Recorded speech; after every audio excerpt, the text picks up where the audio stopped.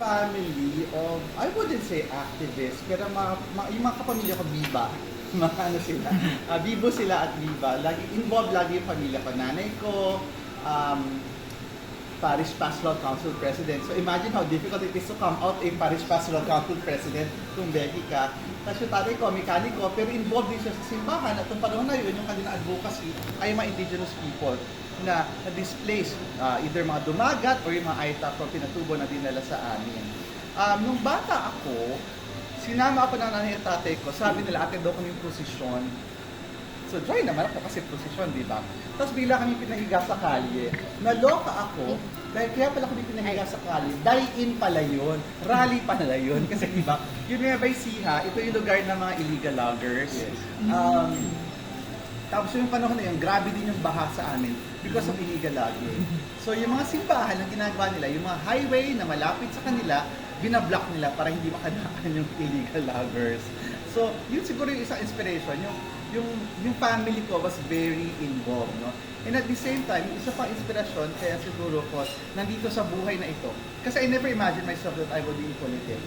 Alam ko magiging aktivista ako, development worker, na beauty queen on the side, ay dahil siguro nakita ko na parang itong legislative work, itong trabaho sa gobyerno, one way siya to change. Di ba parang sabi nila, there are a number of pathways to change. Maraming daan para baguhin mo yung lipunan. At isa itong significant na daan.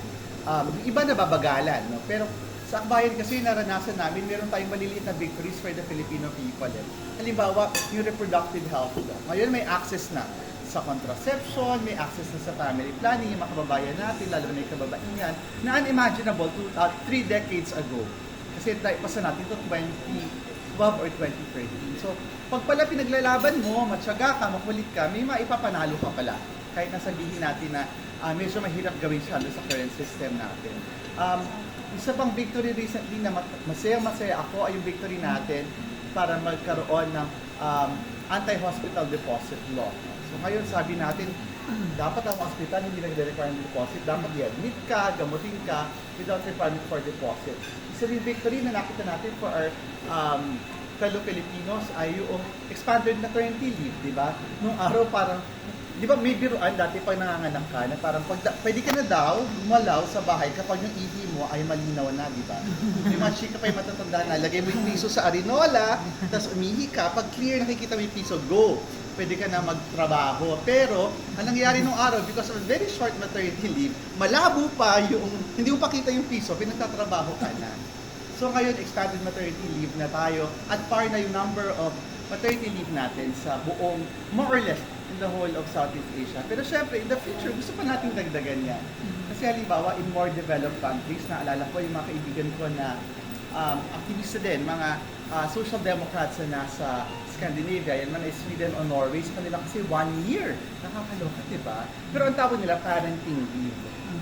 Parenting leave. Tapos yun, pwedeng hatiin ng mag-asawa. Pwedeng sabihin na, sige, yung ilang buwan, critical to doon sa bata, kay mami, tapos yung sumunod naman ay doon sa tatay. Hindi natin nangarap ng 1 year sa Pilipinas, pero sinasabi lang natin, dapat we recognize that even men should have participation sa pagpapalaki at pag-aalaga ng ating mga anak. Baka nga mas bumait ang mga kalalakihan kapag masagalagan sila ng bata. Ayan, oo. So yun. So, yung gender equality is one passion that I really have. Kaya for a time, bago ako nag-Congress, I was a consultant of the Gender and Development Council of Quezon City kay Mayor Joy. Ayan. So, kaya kami yung tumulong mag-craft ng right to care card sa Quezon City at saka iba pa mga trailblazing pabongga dito sa Quezon City for the LGBTQIA community.